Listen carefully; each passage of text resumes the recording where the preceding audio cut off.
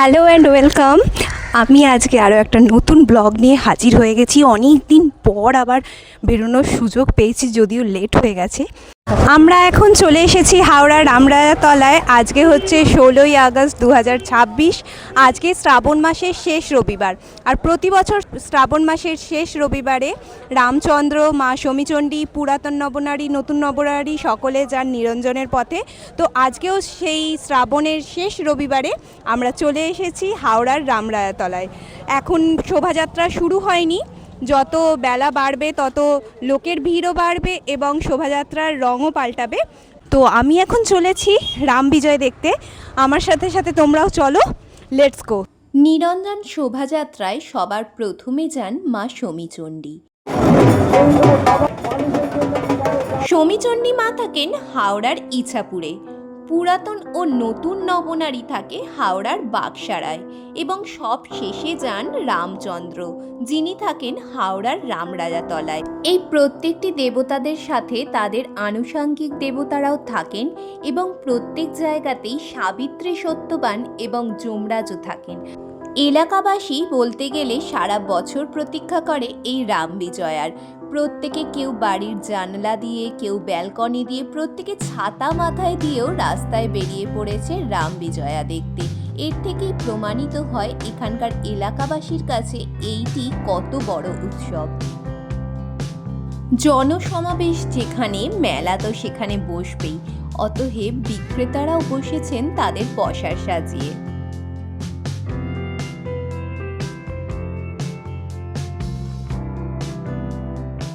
ইছাপুরে একটি পান বরজ ছিল, যেখানে হঠাৎই শমী পোকার আবির্ভাব হয়। আর এই শমী পোকার দাপটে পান চাষিরা খুবই বিপদে পড়েছিলেন। তাদের সমস্ত ব্যবসা উঠে যেতে লেগেছিল। সেই সময় তারা সাধনা করেন মা চণ্ডীর। মা চণ্ডী এই শমী পোকার হাত থেকে তাদেরকে বাঁচান। সেই থেকেই এই মা পরিচিত হন মা শমীচণ্ডী বলে। তারপর থেকেই এলাকাবাসীরা আজও পুজো করে চলেছেন এই শমীচণ্ডী মাকে।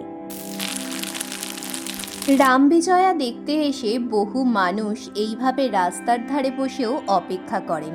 বুঝতেই পারছেন এই রাম বিজয়ার ক্রেজটা কতটা। এখানে মানুষ জায়গায় জায়গায় জলচ্ছত্রও করে থাকেন।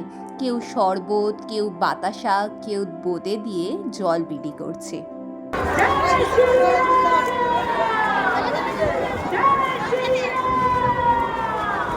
কিছুক্ষণের মধ্যেই এই জলচ্ছত্র অনুষ্ঠানে এখানে এসে উপস্থিত হলেন শিবপুর এলাকার বিধায়ক রুদ্রনীল ঘোষ। বাংলার সিনেমার পর্দা থেকে সরাসরি ওনাকে চোখের সামনে দেখব, এটা যদিও আমি ভাবিনি। ওনার হাত দিয়ে সূচনা হলো এখানকার জলচ্ছত্রের। বাচ্চাদের হাতে এই ফ্রুটি, একটু করে জল মিষ্টি দিয়ে দেওয়া হলো। এখানে এক দিদি সবাইকে শ্রীরাম লেখা তিলক পরিয়ে দিচ্ছিল। আমিও পরে এগিয়ে চললাম প্রথমে পুরাতন নবনারীর দিকে।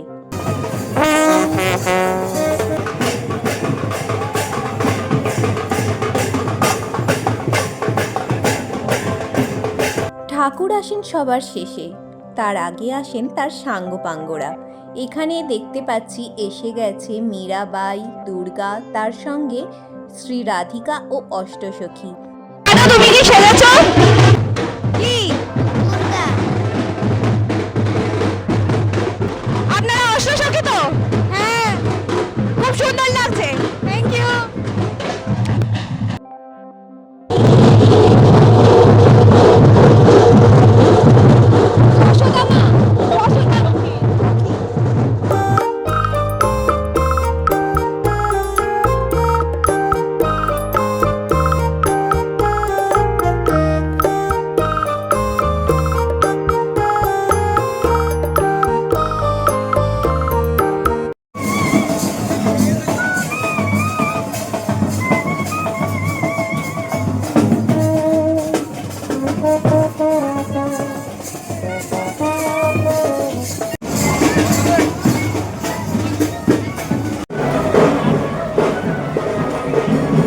এমনিতেই শ্রাবণ মাস মানে বৃষ্টির সময়, আর এই দিনকে বৃষ্টিও হচ্ছিল মাত্রা ছাড়া ভাবে। তবে তাতে কিছুতেই কিন্তু ভ্রূক্ষেপ নেই কারুর।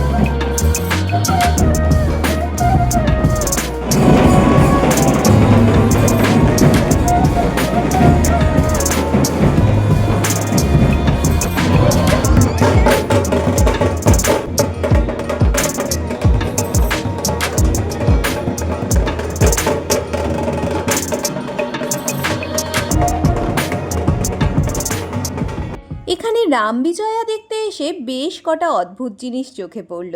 যেমন মহাদেব মা কালীর সাথে নৃত্য করছেন আর মা দুর্গা দাঁড়িয়ে দাঁড়িয়ে দেখছেন, আর অন্যদিকে অসুর কিনা এক বালিকার হাত ধরে টানছে আর সবাই সেটি পোজ দিয়ে ছবি তুলছে। না, এটা মজার মতো হলেও কিছুটা যেন বাস্তবের ছবি চোখের সামনে ভেসে উঠল। আর একদিকে দেখলাম মহাদেব নাকি ডিস্কো ডান্স করতে করতে এগোচ্ছেন ডিস্কোর ঝিনচাক লাইটে। অন্যদিকে আর এক সিংহের খুব জল তেষ্টা পেয়েছিল, তারপর সে জলটা খেয়েই এইভাবে দৌড় লাগালো।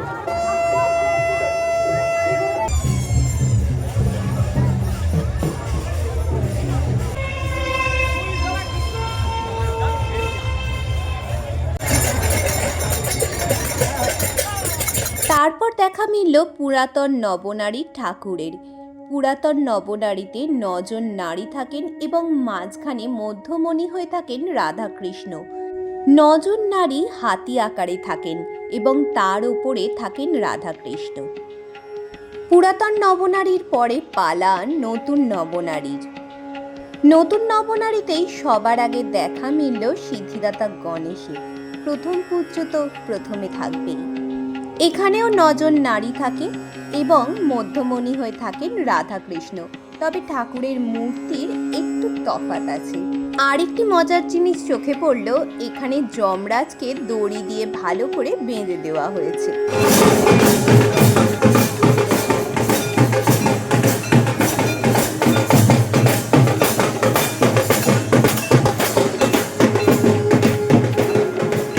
নতুন নবনারী নামটি শুনে নতুন মনে হলেও এই পুজো কিন্তু 500 বছরের পুরনো পুজো। 500 বছর আগে এই এলাকায় এক জমিদার বাস করতেন, অযোধ্যা রামচৌধুরী। তিনি ছিলেন শ্রী রামচন্দ্রের পরম ভক্ত। তিনি তার গৃহমন্দিরে রামচন্দ্রকে প্রতিষ্ঠা করেন। তারপরে ধীরে ধীরে এই এলাকায় রামচন্দ্রের প্রতিপত্তি বাড়তে থাকে এবং এলাকাটির নামই রামরাজাতলা হয়ে যায়। এইভাবেই 500 বছর আগে রাম পুজো চালু হয় এবং তার সাথেই একে একে এই প্রতিটি পুজো শুরু হয়ে থাকে। তবে কোনো কাজই এতটা সহজে কি হয়? এই যে এলাকায় রাম পুজো হয়, আজকের রাম মন্দির যেখানে প্রতিষ্ঠিত, এখানে এক সময় সরস্বতী পুজো হতো। তাই জন্য এই এলাকাবাসী কিন্তু এই রামচন্দ্রকে প্রথমেই মন থেকে মেনে নেননি। তারপরে সরস্বতী পুজোর দিন রামচন্দ্রের কাঠামো প্রতিষ্ঠার প্রথম কাঠ কাটা শুরু হয় এবং সরস্বতী মাকেও স্থান দেওয়া হয় শ্রী রামচন্দ্রের মূর্তিতে। এইভাবে পুজো শুরু হয় রামচন্দ্রের। আজকে যদিও রামচন্দ্র এখানে প্রতিটি মানুষের মনে বসবাস করেন।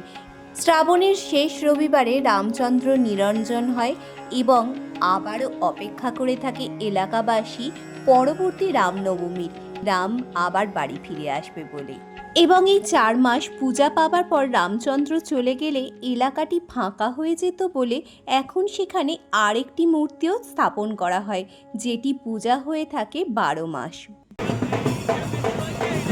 কপিরাইট খাওয়ার ভয়ে এখানে অরিজিনাল সাউন্ড না দিয়ে আমি এই আঘড়ি শোটার ব্যাকগ্রাউন্ডেই আপনাদের ছোট্ট করে বলে দিলাম এই রামরাজাতলার রাম পুজোর ইতিহাস।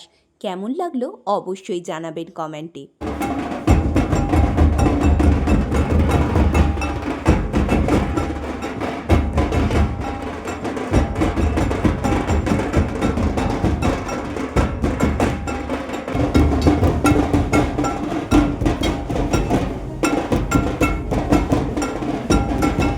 নবনারীদের পরে সব শেষে যাত্রা করেন স্বয়ং শ্রী রামচন্দ্র। প্রথমেই যান সাবিত্রী সত্যবান, ত্রিপদী নারায়ণ এবং হনুমানজি, তারপরে যান রামচন্দ্র। এর আগে আলোকসজ্জা এবং অন্যান্য সকল কিছু তো আছেই। এখানেও দেখলাম আঘড়ি শো হচ্ছিল।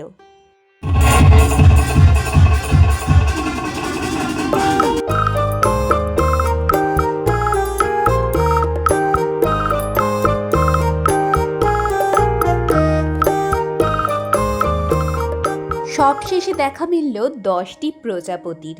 এমনিতেও রামচন্দ্র, মা শমীচণ্ডী এবং পুরাতন ও নতুন নবনারী যেভাবে দড়ি দিয়ে টেনে তাদের নিয়ে যাওয়া হয়, মনে হয় যেন তারা রথে চড়েই যাচ্ছেন। সত্যি বলতে এটি হাওড়ার আরেকটি রথযাত্রার মতোই। এবছর আবার জগন্নাথ দেবও স্বয়ং বেরিয়েছেন তাদের সাথে। আজ তবে এটুকুই। কেমন লাগলো অবশ্যই জানাবেন। ভালো লাগলে লাইক শেয়ার করবেন আর আমার চ্যানেলটা সাবস্ক্রাইব করতে ভুলবেন না।